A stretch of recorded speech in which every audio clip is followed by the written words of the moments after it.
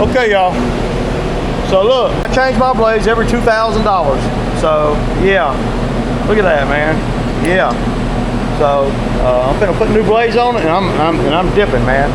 All right.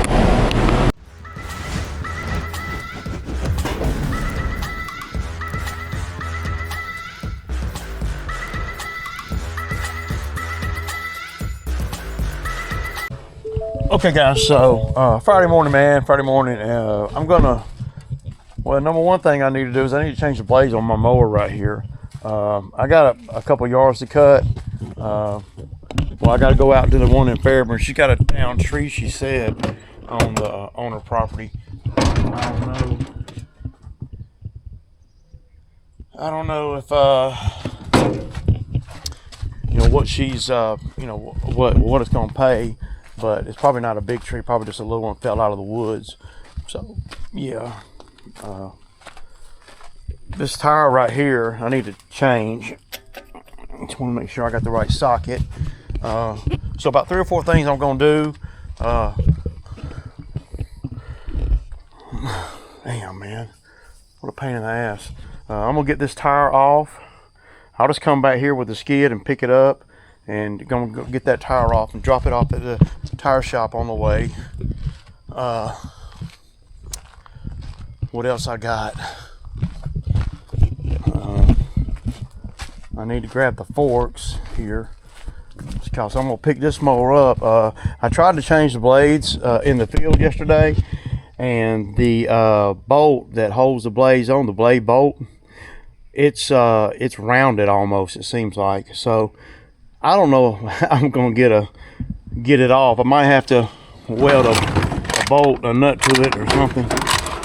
I mean, I just changed the blades on this mower a month ago, so it ain't like it's been years or nothing. But the blades are, boy, these blades are beat up, man. You can tell I've been putting them in hell. So yeah, and so then on top of all that, let me drop the ramp. I'm grabbing the forks to take the ball off of the end of the forks there. So this blower is definitely going with me. This blower, the trigger, I don't know, man. There ain't nothing wrong with we didn't do anything to it. I think it just came unlatched on the inside of the trigger. Because if you look right here, look, whatever hooks to that, it ain't doing nothing. So yeah.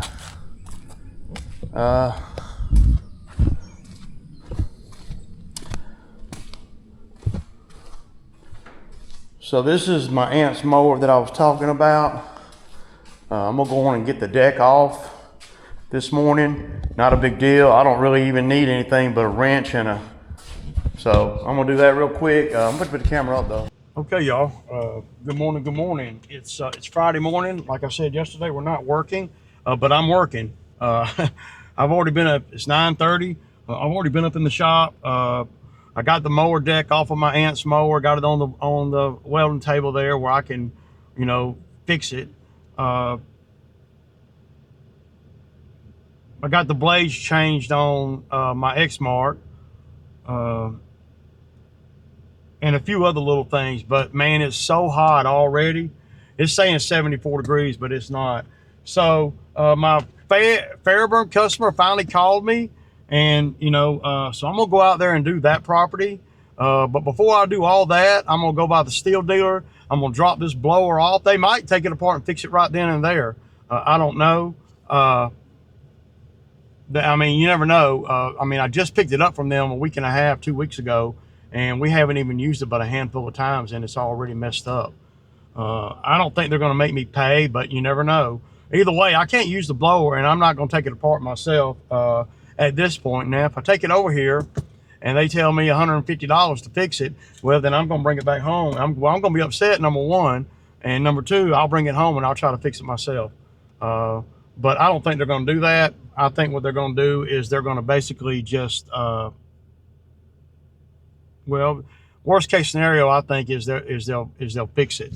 And, you know, maybe not today, but they would. I ain't got a lot, man. It's hot though. I know that, man. I mean, I was up in the shop for an hour and 20 minutes, and I had to change clothes, man. That's how hot it is. Yeah, man. But I got that stupid, you know, these homeowner mowers, man, they're hard to work on, man. So, but I got it all. I mean, it's not. I mean, I don't know, man. It's just difficult to explain. But see, I didn't know that it would take me this long, so it done got hot now. So, yeah. But I know me. I'm not gonna be, if I go and do her property first, then I'm not gonna want to go to Steel Do when I'm done. So, yeah. So a couple things going on. I know I told you guys yesterday. Number one, I appreciate all the views and the comments, man. I'm very, you know, thankful for all that. So my views are doing good. I'm a little more views this month, a lot more comments. I appreciate the comments, and like I say all the time, man. And I'm not begging. So yeah. One guy came in the comments talking about I'm begging for subscribers and stuff. I'm not begging for nothing, man. I'm gonna do the videos either way, man. So, but you know, comments and all motivate me a little bit. So, anyway, yeah, I'm gonna buy another weed eater, and I may buy two. So see what kind of special they'll give me if I buy two of them. I mean, if I could buy. And I know there's guys that you know, that use the steel weed eaters and they like this or that. Well, I know for a fact I'm not gonna buy no 94. Probably gonna be the 91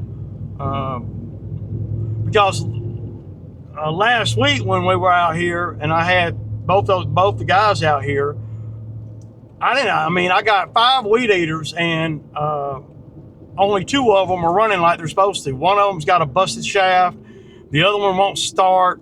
I mean, you know, like I always saying, they get ragged out, man, and then I don't want to fool with them. They're good for parts and stuff. So probably what I'll do is I'll probably buy 2 weed eaters.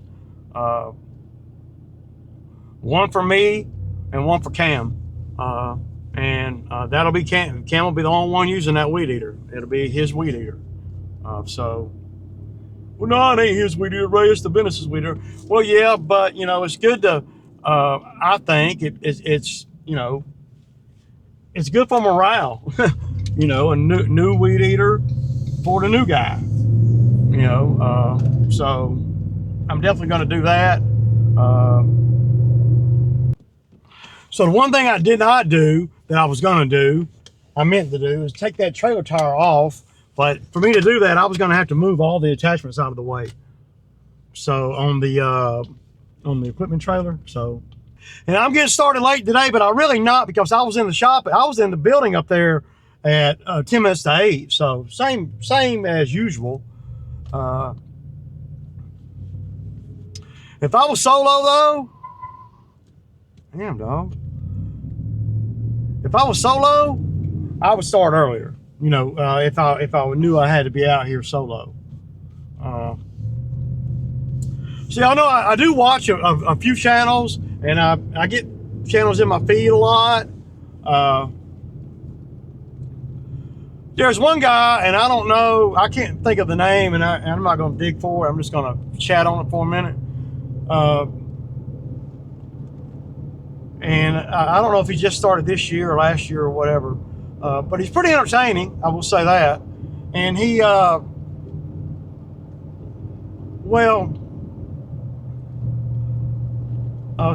some folks, thieves or whatever, came up into his damn driveway and stole his truck. Damn, Ray, how'd they do that? You left the keys in it. Just FYI, I don't leave my keys in nothing, never. I do not leave my keys in my truck when my truck is at my house. In no way. You know, and he was, you know, of course he was, you know, pissed that somebody came into his driveway and took his truck. Truck pretty valuable, probably. It's a dually Ford, I believe it's a dually Ford. Nice truck, you know. Yeah, expensive, more expensive than my truck. I mean,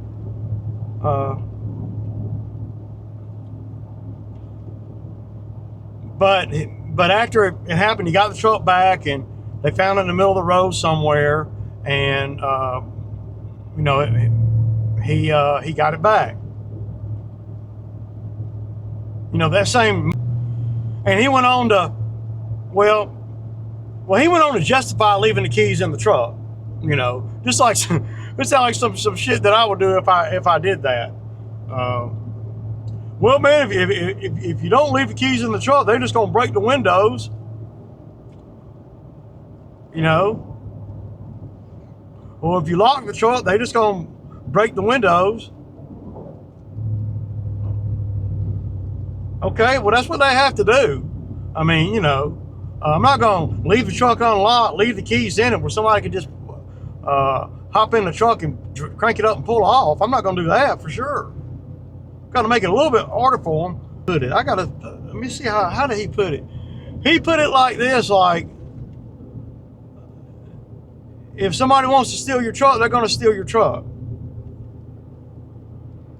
Well, okay, but I'm not gonna leave the keys in it for them to do that. And people will say like things like, well, I mean, then they're gonna do all that damage to the truck, right? Well, hell, but if you leave the key in there and they just take the key, you at $400 or more. If they just take the key, they ain't even gotta. Just having the key laying there is like having $400 in cash laying there. It is. So he got his truck back, thank God, and you know. But the world is a treacherous place, man. It is.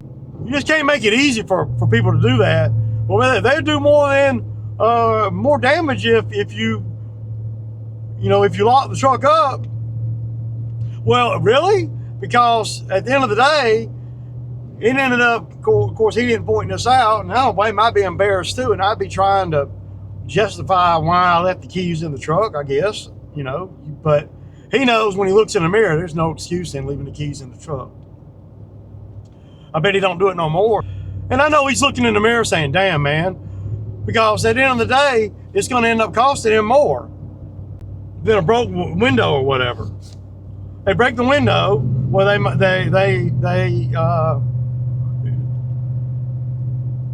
the alarm might go off on the truck. I don't know. If they open the door, it might. That's going to run them off. But if the keys are in the truck and the truck's sitting there, and there's nothing to stop them from getting in and cranking up and pulling off, I mean, dude, come on, man. There ain't really no justification in all that, man. And well, they've done more damage, Ray, breaking the window than you know. And I'm like, well, I don't know, not in this particular situation, because once he found his truck, the key fob was nowhere to be found. So he had to pay. There ain't no telling what he had to really pay, you know. I know my keys, the keys for this truck are $400 each. But he ended up costing him a bunch of money. And if he hadn't left his keys in the truck, then they wouldn't have took the truck, number one. Number two, he wouldn't have had to pay. Okay, worst case scenario, leave it unlocked, but the key's not in it. That's if I were thinking like he's thinking, that would be the most logical way to do that. Leave the doors unlocked. Hell, leave the windows down. Whatever you want to do, man, you know. But and he was just saying, well, they'll break the windows and all that. But breaking a window, for the most of the time, it's going to be cheaper than replacing all the locks and the key fob. Because I think he probably had to take it to the dealer to get the system changed to a new key fob. So because whoever took the truck, they still had his key fob. So if you don't change all that, then they can just come back down there and, you know, jump in the truck and take off. And that, but it's sad that this is the world that we live in. And when crimes of opportunity and stuff, well, they are, I mean, they're fluent. And you got to make that opportunity for whatever scoundrel is sweating you. You got to make that opportunity difficult. I mean, it could have cost them a lot more money than that. They could have took his truck and they could have went out and killed somebody with it. They could have ran it off the road and killed themselves. I mean, you know, I'm not gonna. I don't know, man. I'm not gonna on purposely give them the key. Now, have I ever left the keys in my truck accidentally overnight? Yes, I have. And dodged a bullet. But it ain't something that I do any kind of regular. I mean, it's a point of emphasis actually. But he was just justifying it, and I'm like, you know, if he really feels like that, then he'll leave the keys in the truck now too. Why not? I don't know, man. I found it kind of ironic that that he was, I don't want to say promoting leaving your keys in the truck, but he was justifying for sure. And I'm glad that nobody got hurt, that he got his truck back unscathed, and all it was is about money. Because they could, you know, when somebody steals your vehicle, they can go use it in a crime. You're giving them a method, a way to go do crime with your truck. And it doesn't matter if they wreck it or not. You're basically giving them a weapon. I'm not gonna do that. Not knowingly. Can't, man. But that's a terrible habit. I mean, if that's a habit, then you gotta break that habit. I don't do that. They'll have to, you know, I lock my truck too. That's what they'll have to do. They'll have to break the window. They'll have to make some noise. They'll have to go do some shit. And, but what they're not gonna get is my key to my truck, where I gotta change all the freaking locks. Okay, y'all, so she told me she'd give me $60 to get this tree out of the yard. Now, a couple ways I can do this. I'm gonna go up against it with the mower and try to push the whole thing where it lay, you know, parallel with the wood line, and then I'll just cut it with that 201 T. So I'm gonna set you guys up somewhere right here where y'all can kind of see. Probably put you over there on that sweet gum. See, you know, these sweet gums are growing right through the freaking wall. So yeah, man. And then I'm gonna cut the grass. So.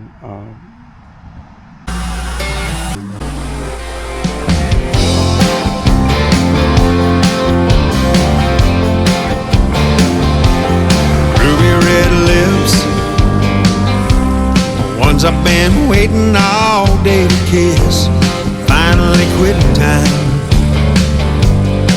and I'll be home in just a little while. It's Friday night and I'm taking you out. Ain't nothing gonna stop me now. Pedal to the metal now, baby, ain't nothing gonna slow me down. We're gonna have a G-double-O-D time when I get back in town. Since I've been gone, I had nothing but you heavy on my mind. Phone calls from you keeps me hanging here on the line. Everywhere I go, I keep seeing your face. Your lips on mine, I can't wait to embrace. Pedal to the metal now, baby, ain't nothing gonna slow me down. We're gonna have a G-double-O-D time when I get back in town. Aftermarket belt, aftermarket blades, a retail job. Yeah, y'all.